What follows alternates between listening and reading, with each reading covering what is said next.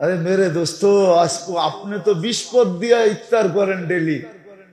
বড় লোকের পোলায় খায়, গরিবের পোলায় খায়, কত কিছু আনায় উনায় খান, ঠিক না? আজ পর্যন্ত একদিন ইফতারের সময় চিন্তা করছেন যে ফিলিস্তিনের ছোট ছোট বাচ্চাগুলা, ফিলিস্তিনের মানুষগুলা, মেয়েগুলা, পুরুষগুলা ইফতারি করে গুলি দিয়া, সেহরি করে গুলি দিয়া, একদিন চিন্তা করছেন? একদিনও তো চিন্তা করেন না। বলবেন আমি তো ফুর্তিতে আছি, অসুবিধা কি? ঠিক না? হইতে পারে ঢেউ গড়াইয়া আপনার এখানেও আসতে পারে। কি না আসতে পারে না? হ্যাঁ না পারে না? ঢেউ গড়াইয়া আপনার এখানেও আসতে পারে। আল্লাহ পারে যদি আল্লাহ প্রতিশোধ নিতে নেমা যায়, পরীক্ষায় ফেলায়া দেয়, কি করবেন? কি করবেন পরীক্ষা ফেলায় দিলে? তো যেটা বুঝাইতেছিলাম, এই জন্য ভাবিত না। আসেন, রহমতের পর্ব শুরু হলো। আরে রহমতের পর্ব শেষ হইল, মাগফিরাতের পর্ব শুরু হইল। আসেন, কমসে কম উল্টা হয়ে গেছে, উল্টা উল্টা হয়ে গেছে, উল্টা হয়ে গেছে,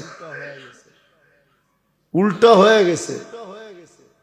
রহমতের পর্বে যেদিন শুরু হয় ওদিন মসজিদে জায়গা দেওয়া যায় না, ঠিক না? হ্যাঁ, উচিত তো ছিল শেষ পর্যন্ত বাড়া, ঠিক না? বাড়া ছিল না? কি রহমতে ধাক্কা দিয়ে ঢুকাইয়া দিছে, ঠিক না? এখন রহমত পাওয়ার পরে ও মাগফিরাত পাওয়ার লিগো কি, মাগফিরাত পাওয়ার জন্য চেষ্টা করবে, ঠিক না? ঢুকবে।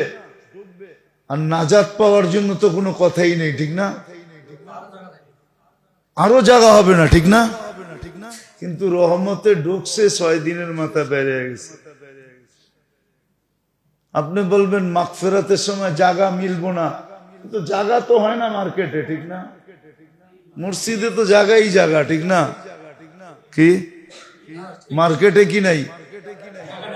মার্কেটে কি নাই? জায়গা নাই।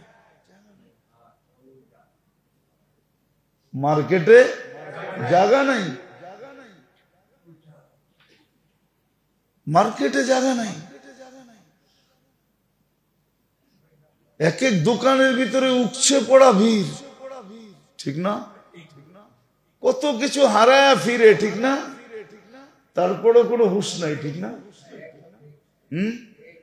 কি হারায়া ফিরে কত কিছু, ঠিক না? মান ইজ্জত কত কিছু হারায়া ফিরে। সব কি মসজিদে বসে বলা যায় নাকি? আমরা মনে হয় কিছু বুঝি না, দুনিয়ায় থাকি না, ঠিক না?